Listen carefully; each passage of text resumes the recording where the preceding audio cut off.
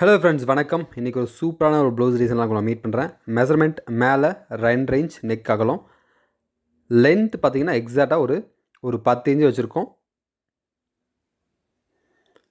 Neck அகலம் கீழே வந்து ஒரு 2 இன்ச் வச்சுருக்கோம். மெஷர்மெண்ட் பொறுத்த வரைக்கும் உங்கள் சாய்ஸ் தான். ஏன்னா ஒவ்வொருத்தருக்கும் ஒவ்வொரு மாதிரி மெஷர்மெண்ட் சேஞ்ச் ஆகும். நான் எப்படி மார்க் பண்ணுறேன், எந்த மாதிரி கட் பண்ணுறேன் அப்படிங்கிறது மட்டும் கொஞ்சம் கேர்ஃபுல்லாக வாட்ச் பண்ணிக்கோங்க. ஸ்ட்ரைட்டாக ஒரு கோடு போட்டுக்கலாம்.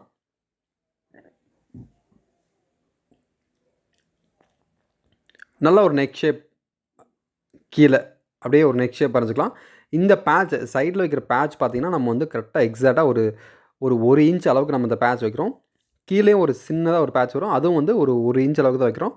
மார்க் பண்ணும்போது கொஞ்சம் அகலமாக நான் மார்க் பண்ணுறேன். பட் நான் கேன்வாஸ் கட் பண்ணும்போது கண்டிப்பாக ஒரு இன்ச் அளவுக்கு தான் நான் கட் பண்ணுவேன். மேக்ஸிமம் நீங்கள் ஒரு 1.5 இன்ச் வச்சுக்கலாம். அதிகபட்சம் நீங்கள் சப்போஸ் கொஞ்சம் அகலம் வேணும்னா நீங்கள் ஒரு 1.5 இன்ச் வரைக்கும் நீங்கள் அந்த கேன்வாஸ் வந்து வச்சுக்கலாம். ஒன்றும் ப்ராப்ளம் இல்லை.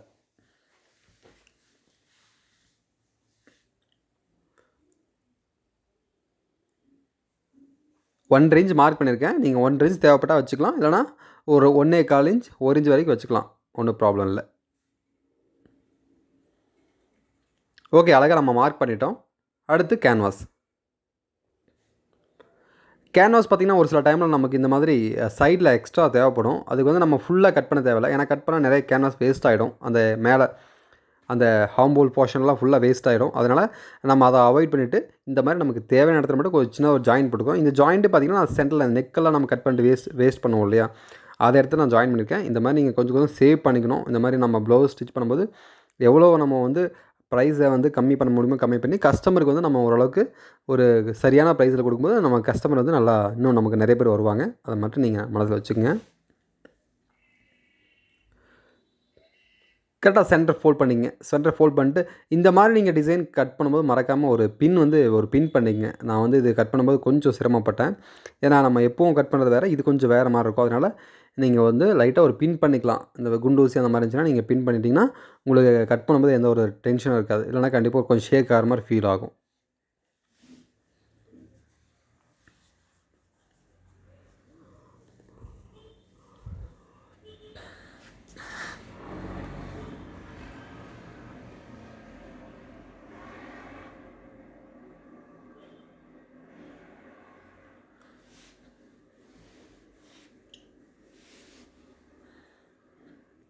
சென்டர் பேட்ச் அதே மாதிரி அழகாக கட் பண்ணி எடுத்துக்கலாம்.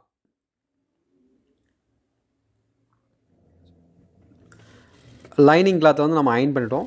அந்த கேன்வாஸ் நம்ம கட் பண்ண கேன்வாஸ் பார்த்திங்கன்னா லைனிங் கிளாத்தாக கட் பண்ணிவிட்டு இப்போ அந்த ஒரிஜினல் அந்த ப்ளவுஸ் கிளாத்தில் வந்து நம்ம வச்சு அட்டாச் பண்ணுறோம். நீங்கள் இந்த மாதிரி அட்டாச் பண்ணும்போது கண்டிப்பாக நல்லா நீட்டாக அந்த தையல் வந்து அந்த கேன்வாஸ் கீழே ஓரத்துலேயே ஒரே மாதிரி வரணும். இதுக்கு வந்து நம்ம பைப்பிங் வந்து த்ரெட் பைப்பிங் வைக்க போகிறோம். அதனால் நல்லா குவாலிட்டியாக இருக்கும், பக்காவாக இருக்கும். இது பார்க்குறதுக்கு நல்லா கிராண்டாக இருக்கும் ப்ளவுஸ் டிசைன். பட் ஸ்டிச் பண்ணுறது ரொம்ப ரொம்ப ஈஸியான ஒரு மெத்தட் தான் சொல்லி கொடுத்துருக்கேன். நீங்கள் வீடியோ ஃபுல்லாக பார்க்கும்போது உங்களுக்கு ரொம்ப தெளிவாக புரியும்.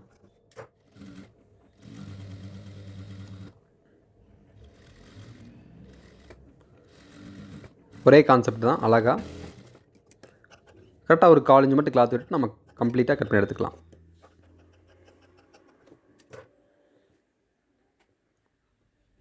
ஓகே, அடுத்து பைப்பிங் எப்படி இருக்குன்னு பார்த்துக்கலாம்.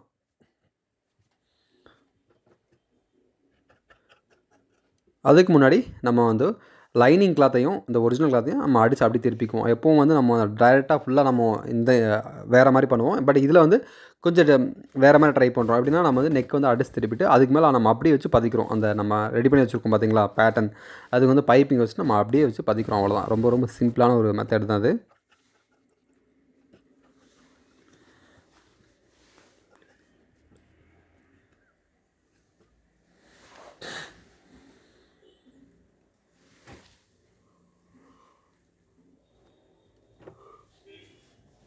மேலே வந்து ஊசியோட ஒரு தையல் அழகாக போட்டுக்கலாம்.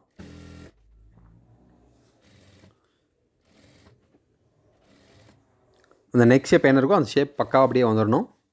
ஏன்னா இல்லைனா உங்களுக்கு சப்போஸ் நீங்கள் மாற்றி அடித்து கூட நீங்கள் திரும்ப அந்த கேன்வாஸ் வைக்கும்போது கொஞ்சம் சிரமமாக இருக்கும். அதனால் நீங்கள் அதை மட்டும் பார்த்துக்குங்க.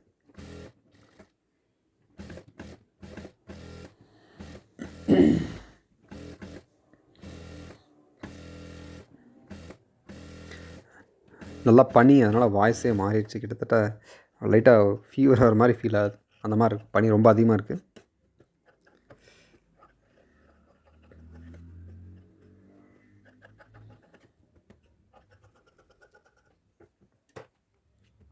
அவ்வளோதான். நீங்கள் அப்படியே வச்சு பதிச்சிக்கலாம், ஒன்றும் ப்ராப்ளம் இல்லை. இது வந்து நம்ம பைப்பிங் வந்து நம்ம எப்படி கட் பண்ணுறதுன்னு பார்த்துக்குவோம். பைப்பிங் வந்து ரொம்ப ரொம்ப முக்கியம். இந்த கிளாத் நம்ம எப்படி கட் பண்ணணும் அப்படிங்கிற சொல்லிட்டு நல்லா கிராஸில் கட் பண்ணணும். நீங்கள் கட் பண்ணும்போது நான் எவ்வளோ கிராஸ் பண்ணுறேன் பாருங்கள். இந்த அளவுக்கு நீங்கள் நல்லா கிராஸில் கட் பண்ணிவிட்டு அந்த கட் பண்ண கிளாத்தை எல்லாமே நல்லா இழுத்துடணும். நல்லா நீங்கள் ஃபிக்ஸ்பிளாக நல்லா இழுத்துட்டிங்கன்னா இழுத்துட்டு அதுக்கப்புறம் ஜாயின் பண்ணும்போது உங்களுக்கு நல்லா இன்னும் ஃபினிஷிங் நல்லா வரும். இதெல்லாம் கண்டிப்பாக ரொம்ப ரொம்ப முக்கியம். நீங்கள் பைப்பிங் ஸ்டிச் பண்ணும்போது பாருங்கள், நான் எல்லாம் இழுத்து சரி பண்ணுறேன். இந்த மாதிரி இழுத்து சரி பண்ணிட்டு ஜாயின் பண்ணிக்கலாம். ஒன் பை ஒன்னாக ஜாயின் பண்ணிக்கலாம் கரெக்டாக. பைப்பிங் த்ரெட்டும் அதே மாதிரி தான். நம்ம இந்த மாதிரி ஃபுல் ரோலாக இருக்கும்போது ஒரு மாதிரி சுருக்கமாக இருக்கும். அதையும் சரி பண்ணிக்கணும். சிங்கிள் ஃப்ரெஷ் ஃபுட், சரியான சிங்கிள் ஃப்ரெஷ் ஃபுட் நீங்கள் செலக்ட் பண்ணி அதையும் மாற்றிக்கணும். மாற்றிட்டு ஒன் பை ஒன்னாக நம்ம அப்படியே பார்ப்போம், எப்படி ஸ்டிச் பண்ண சொல்லிட்டு ரொம்ப அழகாக பார்ப்போம்.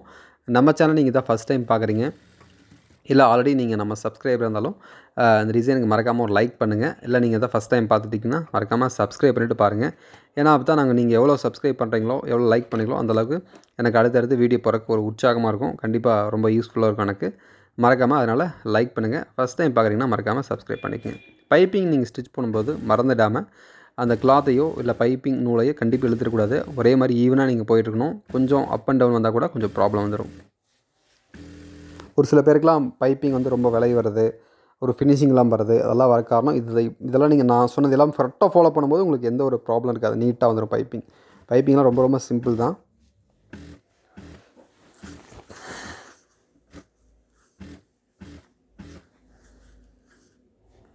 எல்லாத்துக்கும் அதே மாதிரி தான். 2 பக்கம் நீங்கள் பைப்பிங் வச்சுட்டு அந்த வளைவாக இருக்குது பார்த்தீங்களா, அங்கங்கே கட் பண்ணி விடணும். கட் பண்ணிவிட்டு கரெக்டாக அயன் பாக்ஸ் வச்சு நல்லா நீட்டாக அயன் பண்ணிங்கன்னா அந்த ஃபினிஷிங் வந்து ரொம்ப நீட்டாக வந்துடும் பக்காவாக.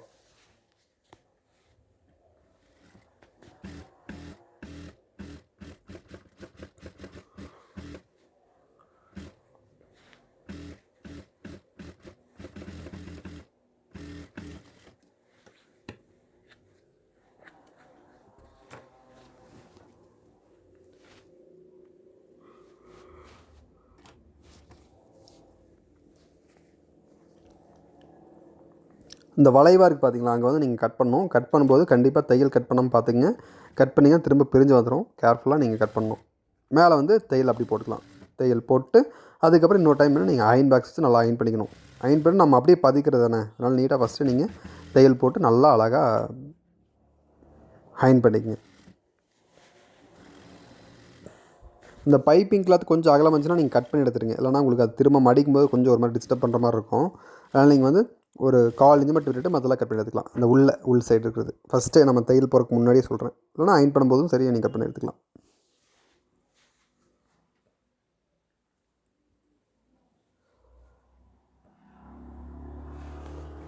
சென்டர் பேட்ச் இதுக்கும் அதே மாதிரி பைப்பிங் அழகாக வச்சுக்கலாம்.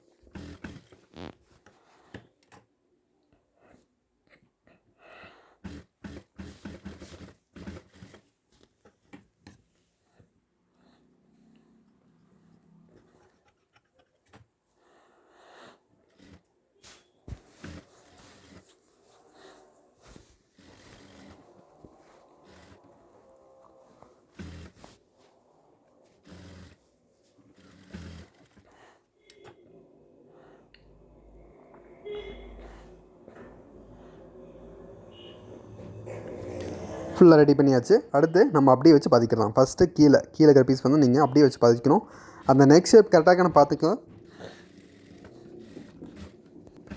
நம்ம ஸ்டிச் பண்ணும்போது கண்டிப்பாக கொஞ்சம் கேப் விட்டோம்னா அது வந்து ஒரு மாதிரி ஓப்பன் ஆகிற மாதிரி இருக்கும். அதனால் நீங்கள் கேர்ஃபுல்லாக இது அடிக்கும்போது சென்ட்ரு அந்த உள்ளே வந்து நெக் ஷேப் கரெக்டாக வருதுன்னு பார்த்துக்குங்க. அவுட்டில் வந்து நம்ம இன்னொரு டிசைன் பண்ண போகிறோம்.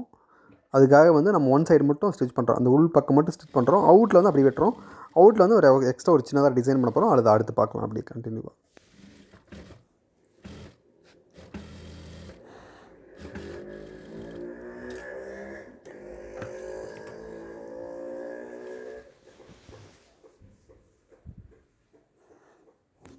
ஆர்எக்ஸ் சென்டர் சவுண்டு மட்டும் பாருங்கள், என்ன சவுண்டுன்னு சொல்லிட்டு.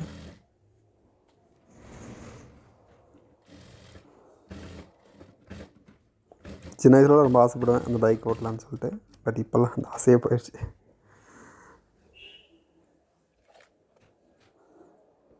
இந்த இந்த இந்த இந்த நாட்டை வச்சு தான் நம்ம வந்து அந்த பைப்பிங் அந்த பேட்ச் ரெடி பண்ண போகிறோம். சும்மா ஒரு 2 இதளவு கட் பண்ணிங்க. நிறைய தேவைப்படும். ஒரு 4-5 மீட்டர் தேவைப்படும் கிட்டத்தட்ட. ஃபுல்லாக அந்த அளவுக்கு நீங்கள் கட் பண்ணிவிட்டு ஒன் பை ஒன்னாக நீங்கள் அப்படியே வச்சுட்டு வரதான். அவுட்ரு அந்த 2 அவுட்ரும் ஃபுல்லாக நீங்கள் அப்படியே வச்சுட்டு வரதான் வேலை, அவ்வளோதான். ரொம்ப சிம்பிளான ஒரு பொருளை வச்சு ஒரு கொஞ்சம் நல்லா ஒரு கிராண்ட் லுக் கொடுக்கலாம் இந்த மாதிரி டிசைன்லாம். இதெல்லாம் நீங்கள் கண்டிப்பாக ட்ரை பண்ணி பாருங்கள். நம்ம சேனல் ஆல்ரெடி இது மாதிரி வீடியோலாம் போட்டிருக்கோம். ரொம்ப லென்த்தாக கொடுக்கக்கூடாதுங்க. ஒரு 1/2 இன்ச் மட்டும் வெளியே தெரிஞ்ச போதும். ரொம்ப வெளியே தெரிஞ்சாலும் கொஞ்சம் அது மாதிரி மடங்குற மாதிரி ஆகிடும்.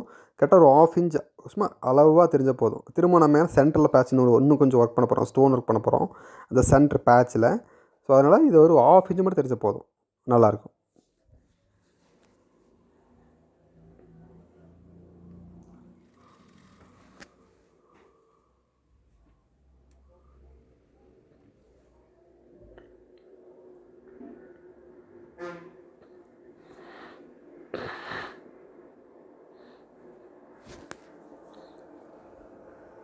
பொங்கல்லாம் நிறைய பேர் நிறைய டெய்லர்ஸ்லாம் ஸ்டிச் பண்ண நிறைய ஒர்க் பண்ணியிருப்பீங்க. நம்மளுக்கும் கொஞ்சம் வேலை அதிகமாக தான் இருந்துச்சு. அடுத்தடுத்து என்ன பார்த்திங்கன்னா எல்லாமே இது கல்யாண டைம், முகூர்த்த டைமில் வருது. அதுக்கடுத்து பார்த்திங்கன்னா அந்த மாரியம்மன் திருவிழா வரும், சித்திரை வைகாசியில் வரும். நல்லா வேலை அதிகமாக இருக்கும். பார்த்து கேர்ஃபுல்லாக பண்ணுங்கள். ஏன்னா அடுத்தெல்லாம் உங்களுக்கு திருவிழா டைம் தானே. திருவிழா, சித்திரை, வைகாசி அந்த டைம்லாம் நல்லா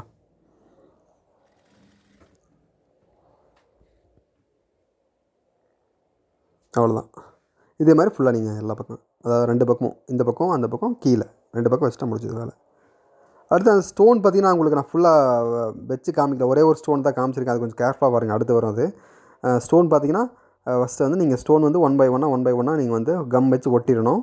அதுக்கப்புறம் அந்த கம் ஒட்டி ஒரு மணி நேரம் காயும். நல்லா காஞ்சதுக்கப்புறம் அந்த பீட்ஸ் நம்ம எடுத்து நம்ம எப்போ இந்த ப்ளவுஸ் ஊக்கெல்லாம் வைப்போம் இல்லையா, அதை வந்து நம்ம நீட்டாக அடித்து அப்படியே நம்ம ஸ்டிச் பண்ணிக்கலாம். அவ்வளோதான். ரொம்ப சிம்பிள். அது அப்படிங்களுக்கு சொல்லி கொடுத்துருக்கேன். அது நீங்கள் பாருங்கள், அடுத்து உங்களுக்கு புரியும் ஈஸியாக. நம்ம அந்த பேட்சில் அந்த க்ரீன் கலர் பேட்ச் இருக்குது பார்த்தீங்களா, அதில்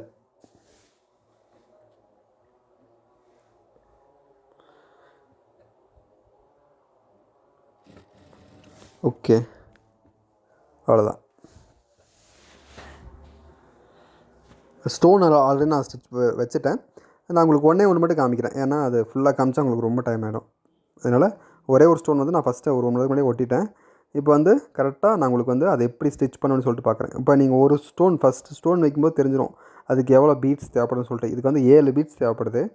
நான் 7 பீட்ஸ் ஒன்றா நான் கட்டிட்டு ஒரு தையல் வந்து ஒரு 6 தையல் போட போகிறேன். இல்லை நீங்கள் ஒவ்வொரு பீட்ஸ்க்கு தனித்தனியாக தையல் போடலாம். உங்களுக்கு தெரிஞ்சால் ஒன்றும் ப்ராப்ளம் இல்லை. நான் அப்படி தான் தையல் போடணும். அது உங்களுக்கு எப்படி ஈஸியாக இருக்கோ நீங்கள் அப்படி பண்ணிக்கங்க. கண்டிப்பாக இந்த டிசைன் உங்களுக்கு ரொம்ப பிடிச்சிருக்குன்னு நம்புகிறேன். பிடிச்சிருந்துச்சுன்னா மறக்காமல் லைக் பண்ணுங்கள். நம்ம சேனல் இதை ஃபஸ்ட் டைம் பார்க்குறீங்கன்னா மறக்காமல் சப்ஸ்கிரைப் பண்ணுங்கள். அடுத்த வீடியோவில் சீக்கிரம் மீட் பண்ணலாம். தேங்க்யூ.